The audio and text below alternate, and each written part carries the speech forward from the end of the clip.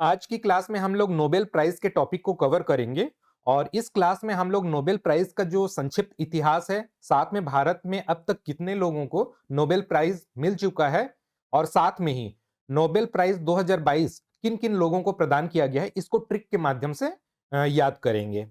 तो चलिए आइए शुरुआत करते हैं नोबेल प्राइज के संक्षिप्त इतिहास से। स्वीडिश वैज्ञानिक अल्फ्रेड नोबेल ने डायनामाइट का आविष्कार किया था। अल्फ्रेड नोबेल ने बेशुमार दौलत कमाया उनके इस आविष्कार डायनामाइट से, ठीक है। किंतु उनका यह आविष्कार मानव समाज के लिए एक अभिशाप था, क्योंकि जान माल की इससे काफी क्षति हुई थी।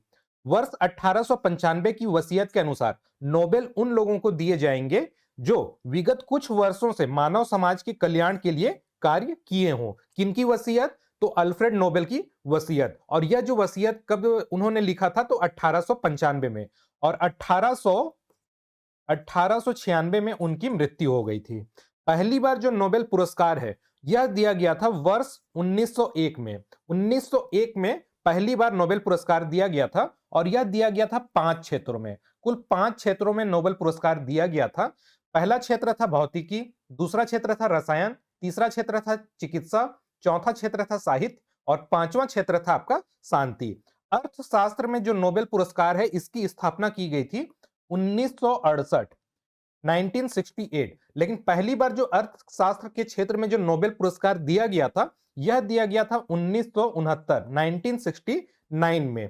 तब से 6 क्षेत्रों में प्रतिवर्ष नोबेल पुरस्कार जो है दिए जा रहे हैं। इसमें ध्यान देने वाली एक बात यह है कि इन 6 पुरस्कारों में से एक पुरस्कार कौन सा? शांति का। शांति शांति का जो नोबेल पुरस्कार है यह नॉर्वे के द्वारा दिया जाता है। नॉर्वे एक देश है, तो इसके द्वारा दिया जाता है। और बाकी जो 5 पुरस्कार हैं, भौतिक, रसायन, चिकित्सा, साहित्य और अर्थशास्त्र, ये स्वीडन के द्वारा दिए जाते हैं। भारत के संदर्भ में अगर देखें तो भारत में अब तक कुल 9 लोगों को नोबेल पुरस्कार प्राप्त हो चुका है। इनमें से 5 लोग इनकी कर्म भूमि या इनकी नागरिकता जो है ये भारत में थी, और इनमें से 4 लोग इनका जन्म जो है ये भारत में हुआ है, लेकिन इनकी जो कर्म भूमि है ये विदेशों में रही है।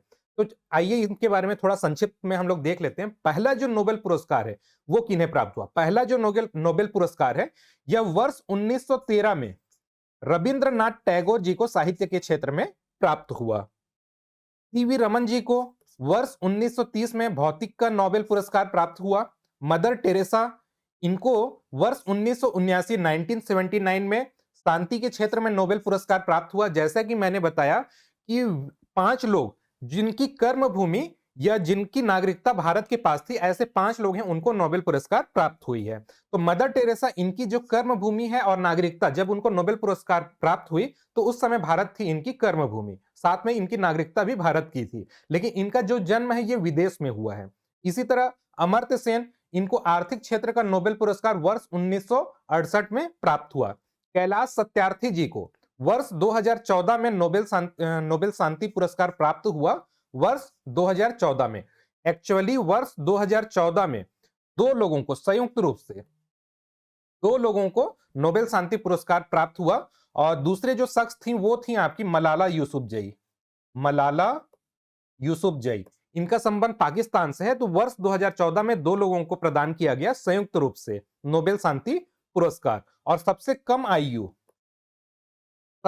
आयु है ना, जिस समय मलाला यूसुफजई को नोबेल शांति पुरस्कार प्रदान किया गया उस समय उनकी आयु थी केवल और केवल 17 वर्ष। भारत में जन्मे नोबेल पुरस्कार विजेता, इनका जन्म भारत में हुआ है, लेकिन इनकी जो कर्म भूमि है ये रही है विदेशों में, या इनकी जो नागरिकता रही है विदेशों की रही है जिस समय इनको नोबेल पुरस्कार दिया गया। तो इनमें पहला नाम आता है हरगोविंद खुराना जी। इनको मेडिसिन के क्षेत्र में, चिकित्सा के क्षेत्र में नोबेल पुरस्कार प्राप्त हुआ वर्ष 1968 में। अगला नाम आता है सुब्रमण्यम चंद्रशेखर जी।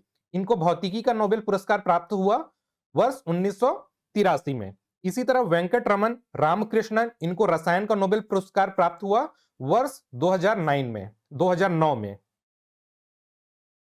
अभिजीत बैनर्जी जी को आर्थिक क्षेत्र या इकोनॉमिक्स का या अर्थशास्त्र का जो नोबेल पुरस्कार है यह प्राप्त हुआ 2019 में। ठीक है, तो भारत में कुल 9 लोगों को प्राप्त हुआ, जिनमें से 5 लोग जिनकी कर्म भूमि या नागरिकता जो है भारत की थी, और 4 ऐसे थे जिनका जन्म तो भारत में हुआ था, लेकिन उनकी जो कर्म भूमि है या जिस समय उन्हें नोबेल पुरस्कार प्राप्त हुआ उस समय नागरिकता जो है ये विदेशों की थी। ऐसे भारतीयों की संख्या जो है वो 4 थी। नोबेल शांति पुरस्कार वर्ष 2022 में 3 लोगों को, है ना, इसमें से 2 संस्था थी और 1 व्यक्ति थे। ये मानवाधिकार कार्यकर्ता थे, ठीक है। 2 संस्था और 1 व्यक्ति, इन्हें नोबेल शांति पुरस्कार प्रदान किया गया। पहली जो संस्था थी उसका नाम है मेमोरियल और इनका संबंध है रूस से, ठीक है। मेमोरियल जो संस्था है उसका संबंध है रूस से। दूसरी जो संस्था है वो है आपका centre for civil liberties, centre for civil liberties. इनका संबंध किस देश से है? तो यूक्रेन से है। तीसरे जो मानवाधिकार कार्यकर्ता हैं इनका नाम है एलेस बियालियात्सिकी, एलेस बियालियात्सिकी। इनका संबंध किस देश से है? तो बेलारूस, बेलारूस। इस क्षेत्र में यह क्यों प्रदान किया गया? तो शांति एवं लोकतंत्र की स्थापना के लिए, समाज के महत्व पर जोर देने के लिए इनको शांति का नोबेल पुरस्कार प्रदान किया गया वर्ष 2022 का। अब ट्रिक के माध्यम से हम इसको याद करने की कोशिश करेंगे कि यहां प्रश्न यह बन सकता है कि मेमोरियल या सेंटर फॉर सिविल लिबर्टीज जो है ये किस देश की मानवाधिकार संस्था है, ठीक है। तो इसको याद करने के लिए हम लोग एक ट्रिक अपनाएंगे कि हम लोग देवनागरी लिपि का प्रयोग करेंगे। रूस को लिखने के लिए देवनागरी, देवनागरी में रूस को लिखने के लिए हमको कितने अक्षर की आवश्यकता होती है? तो 2 अक्षर, 2 अक्षर। इसी तरह यूक्रेन को लिखने के लिए देवनागरी में कितने अक्षरों की आवश्यकता होती है? तो 3। बड़ा कौन है? 3 बड़ा है 2 से, तो जो छोटा है वो छोटे देश का होगा, जो बड़ा है वो बड़े देश का है। मेमोरियल एक शब्द है या एक वर्ड है, तो इसका संबंध किस देश से है? तो रूस से है। मेमोरियल जो संस्था है उसका संबंध रूस से है। इसी तरह सेंटर फॉर सिविल लिबर्टीज, इसमें कितने शब्द या कितने वर्ड का प्रयोग हो रहा है? तो 4। ये बड़ा है एज कंपैरिजन टू 1 से। तो सेंटर फॉर सिविल लिबर्टीज जो है इसका संबंध यूक्रेन से है, ठीक है। तो ये तो हमको पता चल गया कि मेमोरियल का संबंध किससे है? रूस से है। यूक्रेन का संबंध किससे है? किससे है? तो सेंटर फॉर सिविल लिबर्टीज से है। इसी तरह से शांति का नोबेल पुरस्कार इनको प्राप्त हुआ, यह जानने के लिए हम एक ट्रिक अपनाएंगे कि जहां भी अशांति होती है, जहां भी अशांति होती है वहीं शांति की स्थापना की जाती है। तो वर्तमान समय के संदर्भ में सबसे ज्यादा अशांत क्षेत्र कौन सा है? तो रसिया व यूक्रेन के मध्य, रसिया व यूक्रेन के मध्य, क्योंकि दोनों के मध्य में युद्ध लड़ा जा रहा है और जहां शांति अशांति होती है वहीं शांति की स्थापना की जाती है। तो शांति की स्थापना की जाएगी। तो यह जो नोबेल पुरस्कार जो है शांति के क्षेत्र में प्रदान किया जाएगा, शांति के क्षेत्र में यह नोबेल पुरस्कार प्रदान किया जाएगा या इसका संबंध शांति के क्षेत्र से होगा। तीसरा जो नाम है इसको हम लोग याद करने के लिए एक ट्रिक अपनाते हैं कि अगर हम पूछें किसी से, है ना, कि रूस और यूक्रेन के मध्य में जंग लड़ी जा रही है, युद्ध लड़ा जा रहा है, तो दोनों में कौन किस पर हावी है या कौन जीत की ओर अग्रसर है? तो इसका जो सही आकलन है वो कौन करेगा? पड़ोसी देश। तो पड़ोसी देश कौन सा है? तो बेलारूस हारी है, क्योंकि वो दोनों का पड़ोसी है तो किसी का नाम वो नहीं ले सकता। तो वो कोड वर्ड में बताता है कि सपोज यूक्रेन को उसने नाम दिया ए, कोड वर्ड में नाम दिया ए। इसी तरह रूस को उसने कोड वर्ड में नाम दिया बी। तो उसने बताया ए लेस बी, ए लेस बी, मतलब बी जो है भारी पड़ रहा है ए पर। तो इसको हम लोग कैसे लिख सकते हैं? ए लेस बी, ठीक है। ए लेस से ये नाम हमको याद हो गया, ए लेस बी। और इसका शुरुआती इस वर्ड का शुरुआती जो शब्द है, अक्षर है, वो क्या है? आपका बी है, ठीक है। तो एलेस बियालियात्सिकी, ठीक है। और किससे हम लोग पूछे, किस देश से पूछे? तो बेलारूस, बेलारूस। इनका संबंध बेलारूस है, क्योंकि दोनों के संदर्भ में हम लोग किससे पूछे? तो बेलारूस उसका पड़ोसी देश है तो उससे पूछे। तो ए लेस बियालियात्सिकी, तो ये किस देश के मानवाधिकार कार्यकर्ता हैं? तो ये बेलारूस के मानवाधिकार कार्यकर्ता हैं, ठीक है। तो इस तरह से हम लोग इसको याद कर सकते हैं। रसायन का नोबेल पुरस्कार कितने लोगों को प्रदान किया गया? 3 लोगों को प्रदान किया गया। पहला नाम है आपका कैरोलिन बर्टोजी, दूसरा नाम है मोर्टेन मेल्डल, तीसरा नाम है बेरी शार्पलेस। यहां इंपॉर्टेंट यह है कि बेरी शार्पलेस जी को वर्ष 2022 में रसायन का नोबेल पुरस्कार प्रदान किया गया, लेकिन इससे पहले 2001 में भी इनको रसायन के क्षेत्र का नोबेल पुरस्कार जो है प्राप्त हो चुका है। तो इस तरह इनको दूसरी बार, है ना, सेकेंड टाइम रसायन का नोबेल पुरस्कार जो है ये प्राप्त हुआ है। क्यों दिया गया? क्लिक केमिस्ट्री और बायो आर्थोगोनल केमिस्ट्री के विकास के लिए इन तीनों को रसायन का नोबेल पुरस्कार वर्ष 2022 का प्रदान किया गया है। अब इसको हम लोग ट्रिक के माध्यम से नाम को याद करने की कोशिश करते हैं कि इन तीनों को कौन सा नोबेल पुरस्कार प्राप्त हुआ।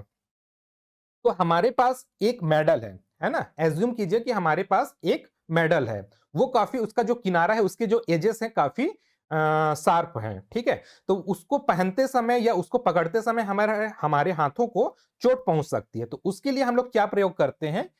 केरोसिन। केरोसिन, ठीक है।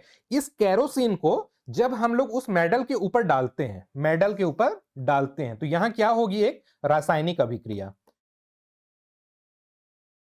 रासायनिक अभिक्रिया, केमिकल रिएक्शन, रासायनिक अभिक्रिया होगी। तो रासायनिक अभिक्रिया होगी तो यहां से हम लोग क्लिक करेंगे रसायन, रसायन के क्षेत्र का यह नोबेल पुरस्कार होगा, ठीक है। अब उसमें हम लोग क्या देखते हैं कि जब केरोसिन को मेडल के ऊपर डाला जाता है तो उसमें एक रासायनिक अभिक्रिया होती है और परिणाम स्वरूप, परिणाम स्वरूप, ठीक है, परिणाम स्वरूप मेडल जो शार्प था वो अब हो जाता है शार्पलेस, शार्पलेस, ठीक है। तो हम लोग क्या प्रयोग करते हैं? केरोसिन, केरोसिन यूज करते हैं। किस पर डालते हैं? मेडल पर, मेडल पर, ठीक है। तो यहां पास हमको तीन वर्ड प्राप्त हुए। अभिक्रिया के बाद हमको शार्पलेस मेडल प्राप्त होता है, तो इससे हम लोग कनेक्ट करते हैं बेरी शार्पलेस को, ठीक है। अभिक्रिया के लिए हमको किसकी आवश्यकता होती है? केरोसिन को। तो केरोसिन से हम लोग कनेक्ट कर सकते हैं कैरोलिन बर्टोजी को, ठीक है। किस पर हम लोग केरोसिन डालते हैं? तो शार्प जो मेडल था उस पर हम लोग डालते हैं, तो इससे हमको प्राप्त होता है मेडल, मेडल से हो जाएगा मेडल, है ना। तो पहला नाम हो गया कैरोलिन बर्टोजी, दूसरा नाम हो गया मोर्टन मेडल, मेडल से बना है मेडल, और तीसरा जो है शार्पलेस से बना है आपका बेरी शार्पलेस। तीन लोगों के हमको नाम याद हो गया। अभिक्रिया कौन सी हो रही है? रासायनिक अभिक्रिया। तो रसायन क्षेत्र का नोबेल पुरस्कार वर्ष 2022 का। आगे बढ़ते हैं। चिकित्सा का नोबेल पुरस्कार किन्हें प्राप्त हुआ? स्वांते पाबोजी को चिकित्सा का नोबेल पुरस्कार प्राप्त हुआ वर्ष 2022 का। क्यों दिया गया? विलुप्त होमिनिन और मानव विकास के जीनोम के क्षेत्र में शोध के लिए इनको वर्ष 2022 का चिकित्सा के क्षेत्र का नोबेल पुरस्कार जो है प्राप्त हुआ, ठीक है। इसके लिए हम लोग एक ट्रिक अपनाते हैं याद करने के लिए।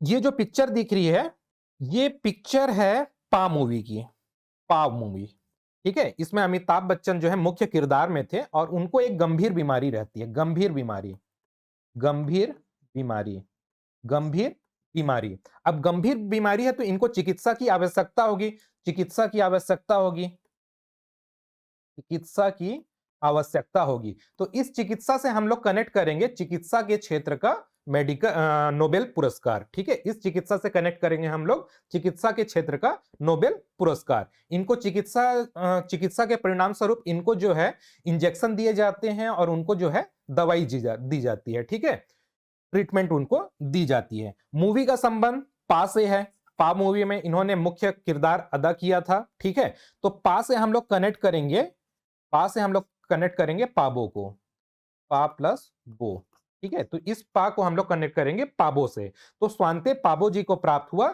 चिकित्सा का नोबेल पुरस्कार वर्ष 2022 का। भौतिकी का नोबेल पुरस्कार इन्हें प्रदान किया गया। तो तीन लोगों को भौतिकी का जो है नोबेल पुरस्कार प्रदान किया गया। पहला जो नाम है वो है आपका एलन एस्पेक्ट, दूसरा नाम जो है वो है जॉन क्लॉजर, तीसरा जो नाम है वो है एंटोन जिलिंगर, एंटोन जिलिंगर। क्यों दिया गया? क्वांटम मैकेनिक्स के क्षेत्र में शोध कार्यों के लिए, क्वांटम मैकेनिक्स के क्षेत्र में शोध कार्यों के लिए इन तीनों को भौतिकी का नोबेल पुरस्कार वर्ष 2022 का प्रदान किया गया। ट्रिक के माध्यम से हम लोग इसको समझने की कोशिश करेंगे, ठीक है। कोई खगोल वैज्ञानिक है, खगोल वैज्ञानिक, खगोल वैज्ञानिक, खगोल वैज्ञानिक जो है अलग अलग ग्रहों की खोज करते रहते हैं, ठीक है, तारों इत्यादियों की खोज करते रहते हैं। तो खगोल को हम लोग कनेक्ट करेंगे भौतिकी से।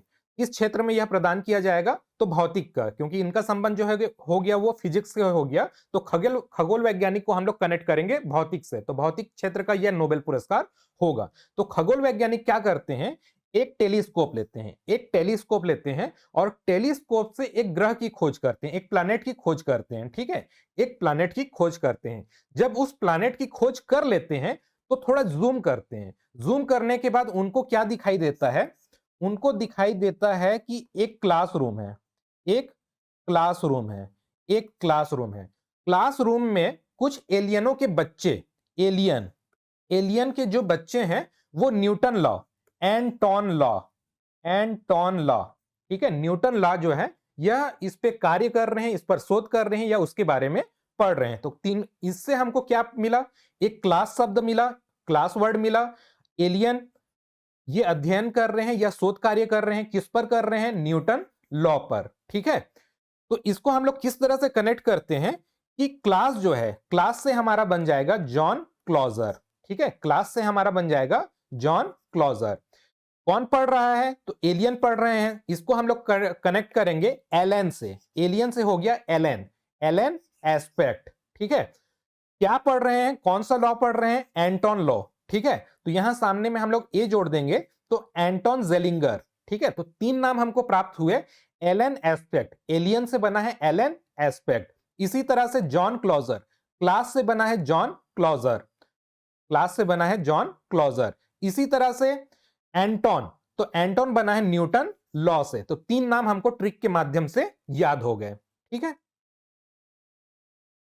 अर्थशास्त्र का नोबेल पुरस्कार किन्हें दिया गया, तो तीन लोगों को वर्ष 2022 का जो है अर्थशास्त्र का नोबेल पुरस्कार दिया गया और उनके नाम है फिलिप एच डायविग, फिलिप एच डायविग, दूसरा नाम है Douglas W diamond, Douglas W diamond, तीसरा नाम है बेन एस बर्नानके, बेन एस बर्नानके। क्यों दिया गया, for banks and financial crisis, किसी भी देश में जब मंदी आती है तो बैंक्स किस तरह से काम करेंगे या फाइनेंशियल क्राइसिस आएगी तो उससे निपटने के लिए किस तरह से उपाय किए जाएंगे, इस पर इन्होंने शोध कार्य किया था और इसी शोध के लिए वर्ष 2022 का इनको जो है अर्थशास्त्र का इन तीनों को नोबेल पुरस्कार प्रदान किया गया है।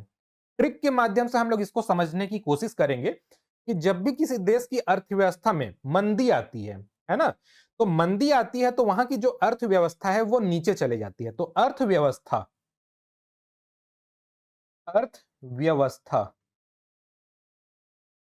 अर्थव्यवस्था के माध्यम से हम लोग समझने की कोशिश कर रहे हैं। तो अर्थव्यवस्था से हम लोग कनेक्ट करेंगे अर्थशास्त्र का नोबेल पुरस्कार, ठीक है, सीधा ये कनेक्ट हो रहा है। तो यह कौन सा नोबेल पुरस्कार प्राप्त होगा, अर्थशास्त्र के क्षेत्र का। किसी भी देश में जब मंदी आती है तो वहां की जो अर्थव्यवस्था है वह नीचे जाने लगती है। अब नीचे जाने लगती है तो इसको ऊपर उठाने के लिए हमको कुछ उपाय अपनाने होंगे। तो नीचे जा रही है और नीचे से सीधा ऊपर उठाना है, तो इस प्रक्रिया को हम लोग कहते हैं फ्लिप, ठीक है। नीचे जा रही है और उस प्रक्रिया को जब हमको ऊपर उठाना है तो उस प्रक्रिया को हम लोग कहते हैं फ्लिप। अब जब फ्लिप करना है हमको गिरती हुई अर्थव्यवस्था को ऊपर उठाने के लिए, तो इसमें कुछ उपाय अपनाने होंगे। कुछ उपाय कैसे अपनाने होंगे, तो इसके लिए हमको अपनाना होगा कि डायमंड जैसे महंगी चीजों पर हमको प्रतिबंध लगाना होगा। डायमंड का तात्पर्य यह है कि विलासिता, भोग विलास वाली जो चीजें हैं या जो हम लोग सेवा ले रहे हैं तो उस पर हमको प्रतिबंध लगानी होगी। डायमंड का तात्पर्य यह है महंगी गाड़ियों से, ठीक है, या ज्यादा खर्च करने से, तो उस पर जो है हम लोग प्रतिबंध लगाएंगे, इस पर हम लोग प्रतिबंध लगाएंगे। तो प्रतिबंध कहां लगा रहे हैं, डायमंड पर लगा रहे हैं, तो हम लोग प्रतिबंध लगाएंगे। तो प्रतिबंध को इंग्लिश में क्या कहते हैं, बैन करना, ठीक है। तो यहां हम लोग अपने सुविधा के अनुसार बैन शब्द का प्रयोग कर रहे हैं। फ्लिप के लिए हमको डायमंड पर प्रतिबंध करना है और प्रतिबंध के लिए हम लोग बैन शब्द का प्रयोग कर रहे हैं, इसको बैन कर रहे हैं, ठीक है। तो तीन शब्द हमको प्राप्त हुए, एक प्राप्त हुआ आपका फ्लिप, दूसरा हमको प्राप्त हुआ डायमंड, है ना, डायमंड, तीसरा शब्द प्राप्त हुआ हमको बैन। इससे हमारी जो अर्थव्यवस्था है ये ऊपर उठ जाएगी। ये कोई थ्योरी नहीं है, ये केवल और केवल ट्रिक के लिए, समझाने के लिए मैं इस थ्योरी का प्रयोग कर रहा हूं, ठीक है। तो हमको तीन शब्द प्राप्त हुए, फ्लिप, तो फ्लिप किसको कनेक्ट करेगा, फिलिप एच डायविग को, ठीक है। इसी तरह डायमंड डायमंड पर हम लोग प्रतिबंध लगा रहे हैं, तो डायमंड जो है किसको कनेक्ट करेगा? डगलस डब्ल्यू डायमंड को। हम लोग बैन कर रहे हैं डायमंड को, तो एक शब्द प्राप्त हुआ बैन, ठीक है। तो इससे हम किसको कनेक्ट करेंगे? तो बेन एस बर्नानके, इसको कनेक्ट करेंगे। तो 3 नाम हमको प्राप्त हो गए। फिलिप से फिलिप एच डायविक, ठीक है, फिलिप एच डायविक। और डायमंड से हमको प्राप्त हो गए डगलस डब्ल्यू डायमंड, और प्रतिबंध लगाए बैन किए, तो बैन से हमको प्राप्त हुआ बेन एस बर्नानके, ठीक है। तो ये हमको ट्रिक के माध्यम से याद हो गया। अगला जो हमारा जो नोबेल पुरस्कार है, यह है साहित्य के क्षेत्र का। तो वर्ष 2022 का साहित्य के क्षेत्र का जो नोबेल पुरस्कार है वो किसे प्राप्त हुआ? तो एनी एर्नॉक्स जी को प्राप्त हुआ। इनका संबंध जो है फ्रांस से है, फ्रांस से है। क्यों दिया गया? आसान भाषा में गंभीर मुद्दों पर बात करने और लेखन में साहस के साथ संवेदना दर्शाने के लिए इनको जो है वर्ष 2022 के नोबेल साहित्य सम्मान से सम्मानित किया गया या प्रदान किया गया। एनी एर्नॉक्स ये फ्रांस की लेखिका हैं। याद करने के लिए हम लोग एक ट्रिक अपनाते हैं कि कोई भी साहित्य जो है जब ज्यादा पॉपुलर हो जाती है या हिट हो जाती है, तो उसकी जो प्रति है ना, उसकी जो बुक है या पुस्तक है ज्यादा बिकने लगती है, तो उस पर कोई डायरेक्टर है या प्रोड्यूसर जो है ये पिक्चर बनाते हैं, ठीक है। किस पर? साहित्य पर। तो साहित्य से हम लोग सीधा कनेक्ट करेंगे साहित्य को, साहित्य के क्षेत्र का नोबेल पुरस्कार। अब साहित्य में जो पिक्चर बनाते हैं, तो पिक्चर बनकर कंप्लीट हो गई, ठीक है। तो इसको दर्शक जो है देखने के लिए जाएंगे, लेकिन देखने के लिए जाएंगे तो कहां देखेंगे? तो आइनॉक्स, आइनॉक्स, आइनॉक्स, आइनॉक्स में जो है ये पिक्चर को देखेंगे। तो आइनॉक्स से हम लोग कनेक्ट करेंगे एनी एर्नॉक्स को, एनी एर्नॉक्स को। तो एनी एर्नॉक्स को किस क्षेत्र का नोबेल पुरस्कार प्राप्त हुआ वर्ष 2022 का? तो साहित्य के क्षेत्र का नोबेल पुरस्कार प्राप्त हुआ वर्ष 2022 का, ठीक है। तो इस तरह से हम लोग 6 नोबेल पुरस्कार को देख लिए ट्रिक के माध्यम से। उम्मीद करता हूं कि आप लोगों को ये ट्रिक जो है पसंद आया होगा या फिर याद हो गए होंगे। मेरा उद्देश्य केवल और केवल आपको याद कराना था। Thank you.